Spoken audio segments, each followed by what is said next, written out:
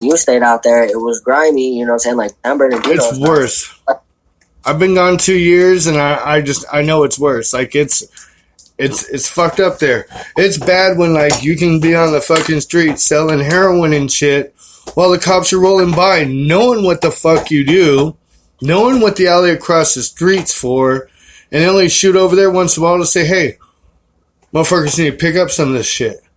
You know what I mean? Like it's bad. Like they don't give a fuck. The cops gangbang. Like literally, me and my brother walking down the street, and they're like, "Hey, are you these people?" And we're like, "No, this is who we are and shit." You know, waiting for him to get us, and fucking can't see the cop because the fucking light's right in your fucking eyes. You know, and he's like, "All right, cool." You know, I'm like, "We don't know nothing, bro. Like, we told you who we are. You know, what's up?" And he's like, "Well, if I come back out and I catch you guys walking out, we're jacking your ass." I was like, "Holy fuck, dude! This cop just gangbanged on us." Kept his light on. I can't see what he looks like, and I'm like, "Bro, like we got missions to go on." And he's like, "Fuck it, let's just do it." And I'm like, "Okay, we're gonna do it," but you know this cop's gonna beat our fucking ass. Like they're down to whoop ass out there. So I'm glad I got up in a way. I left with a golden name. You know what I mean? I know if I go back there, I know everything's lined up for me again. And I'm like, but I'm past that. Like you said, we grow. You know what I mean? Fuck all that bullshit now. Like I've been through it. I lived it. But you know what? I have to credit because the way I had to hold myself on the street and as a man, plus the way I had to do it in the regular world, definitely I hope is the feel I give when I do these interviews. It's the feel I do when I do my business because we're small, but yet most of the bigger people in the underground I can reach out to. They have some love, they have some respect. You know, I built it from the ground up with them just like I did with Static. Just from the ground up and being straight up with them and shit. You know what I mean? Like, and I think everybody loses that shit, you know? And like you said, they're quick to fucking jump on the keyboard and yap and shit. But then they don't want to do nothing. And then they also don't want to step to that level where you're talking, where it's, hey, let's be big boys about this shit and let's talk this shit out. You know what I mean? Let's make that human bond here. And if that don't work, then fuck it, hands, whatever. We tried, you know what I mean? You had said something that made me think. I forgot what I was gonna say, but it was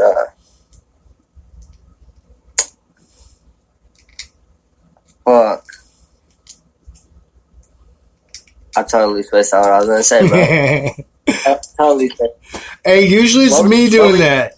Usually it's me doing it. What was you just saying though?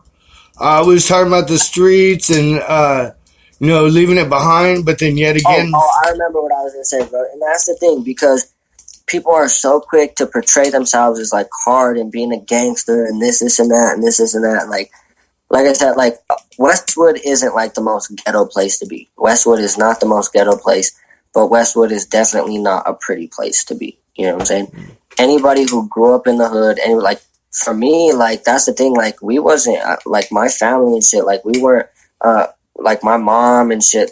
We was raised into a gang. We was born into that shit. It wasn't something that we glorified and like wanted to do and thought it was cool. Like my grandpa was a gangbanger, so his kids were gangbangers, and luckily me and my sister weren't gangbangers. So that way our kids don't have to be gangbangers. You know what I'm saying? Right. And that's what I'm saying. Like people are so quick to judge a book by its cover, but it's like, bro, like I said, we didn't just fucking, you know, talk about it and fucking think about it. Like my family lived that life. Like we lived that life. And people who grew up in the hood, people who, you know, there's young kids and there's people like that who don't know anything else. Like that is their family. They'll always be hood.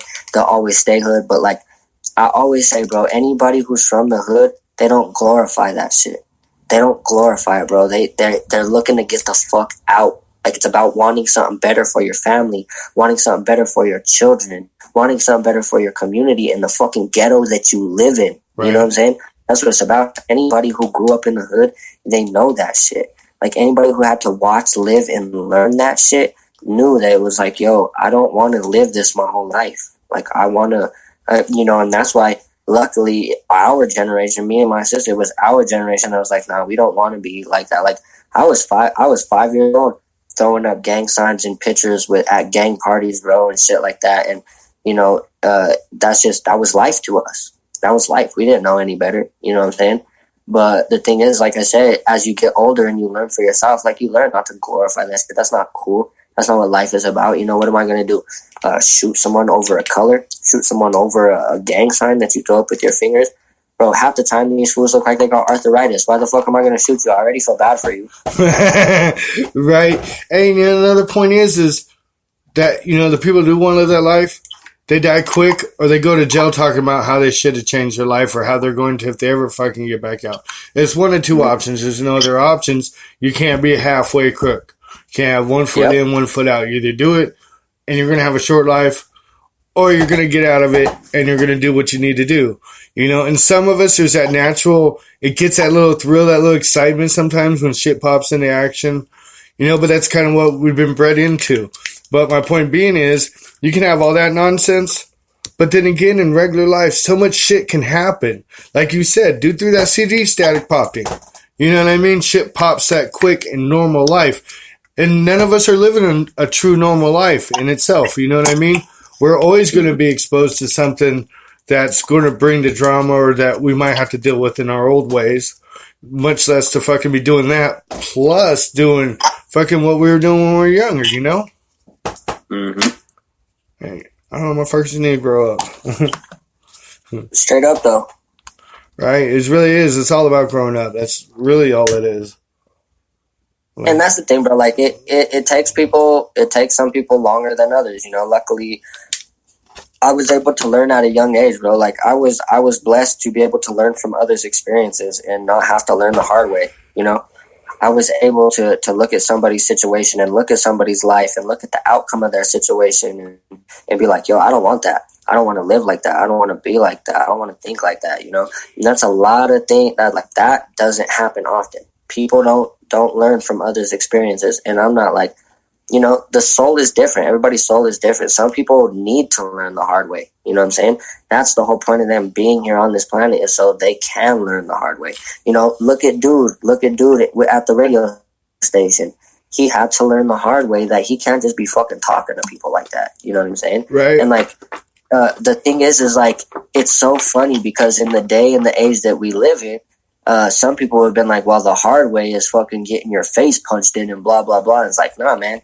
Because honestly, like, you could punch my face in and blah, blah, blah, and this, and that. But, like, I'd rather keep my pride and my dignity. You know what I'm saying? Like, I'd rather stick up and fight and defend myself and know what's right. You know what I'm saying? So, like I said, for that man to be able to put his pride and sit to the side, that shows a lot in his character, bro, because that is having to learn the hard way. I've been there. I've had to learn and I remember when I first started doing this music shit, bro, I thought I was the shit. I thought I was better than everybody. Nobody in the Colorado scene even fuck with me or like me, bro. And I had to learn the hard way that I had a big mouth, I was cocky. I thought that I was better than everybody. I thought that. And the thing is every rapper should think like that. Every rapper should be like that. But keep it in the booth. Keep it on the stage. You know what I'm saying? Don't fucking get off stage. Don't come out of the booth and act like you're better than everybody, because nobody is. We're all people here. We all bleed the same color. You know what I'm saying? No matter. No, very true. I have to agree with that 100%. Have that killer instinct, but leave it up there on the stage. That's when your art is speaking for itself. Yeah, all that ego shit, leave that on stage. All that ego shit, leave that in the booth, bro. You know what I'm saying? Because that's where the ego comes to life, is when it's time to perform, when it's time to be that person. You know what I'm saying? Aside from that, don't fucking come on stage and act like a little bitch. You know what I'm saying? Don't act like you're better than everybody. When you're on stage, you're supposed to be better than everybody. That's how you give your best performance. You know what I'm saying? But don't come on stage acting like you knew you blew everyone out of the water and knocked everyone's dick in the dirt, because that's not the way it works. No. And that's the thing, bro. It's a matter of some people won't learn. Some people will go their whole lives and continue to have this ego and this persona and want to live like that. And, even with this interview and doing this, bro, like I said, I really want to explain myself. Like, I'm not really one to be like, oh, well, fucking, I said this because of that, and I do this because of this, because I really don't give a fuck what people think. But I'll put my pride to the side and sit here and explain myself and let people know what the fuck it is, because I don't want people to judge me and think that I'm something that I'm not. You know what I'm saying? A lot of the times, people will look at my statuses, people will look at my image, look at the way, like, just the tattoos, anything, bro. And just talk with me for 10 minutes and you'll find out that, like, I remember my homie Young T, bro, from Arkansas. I was chilling with him one time and we was talking, and we was just having this deep-ass conversation one morning after one of the shows, bro. And he was saying something. I don't even remember how we got into it. It led up to, like, pretty much if I had been to jail type shit. And I'm like, I never been to jail. I never spent one day in jail in my life. And he was like, what? Like, it really caught him off guard, bro. Because he even said, he's like, it made me realize, like, I can't just judge people. Like, I can't just, even by the way someone looks, because even though I had never been to jail or even, like, all this shit, like, when he looked at me just because of my image, he was like, even if I hadn't been to prison, he's like, this man had to have at least done time in jail. Right. You know what I'm saying? And he told me, he's like, yeah, bro, you really taught me. Like, that shit really fucking hit me when you told me that you never even been to jail. And I'm like, yeah, man, I'm not that type of person. I don't do that shit.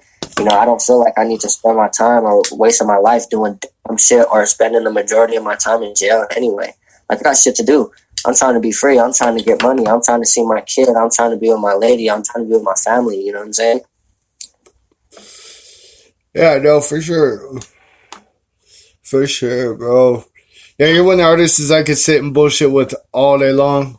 Because you're insightful, you're humble, bro. I appreciate it, but we're going to have to pull it. You're always welcome to come back anytime. I appreciate you for having me, bro. Thank you for real. I appreciate you for giving me a platform to come get this shit off my chest. Like I said, I appreciate the live video, bro. I appreciate being able to do that. You know, aside from the flyers or any of that, dog, everybody got to start somewhere, and I fuck with you guys hard. I fuck with Gonzo Style, bro. I fuck with everybody, all your team. I fuck with everything you guys do for us. So I appreciate you having me on here tonight. I appreciate everybody that tuned in or that, you know, is gonna tune in and shit like that. I appreciate, you know, anybody that was mentioned in this fucking interview, bro. Like, I appreciate everything, you know what I'm saying? Because like I said, it's about growing. It's about being successful and working together. So again, thank you for having me here tonight, bro. For real, straight up. Badass, bro. Much love, man. Anything you guys ever need, you right now, get at us. Yeah, no doubt. I'm gonna get in touch with you for sure, bro. I'll hit you up. All right, bro. Much love, man. Have a good rest of your night. All right, you too. All right, brother. All right, later. All right, speaker, we're going to go ahead and we're going to end it now. I hope you enjoyed a very insightful interview here with our man, Mezen. Like you said, man, don't judge a book by its cover, man. Find paperwork, find the truth in everything. Much love. This is DJ Gonzo. It's getting late. You're on the couch.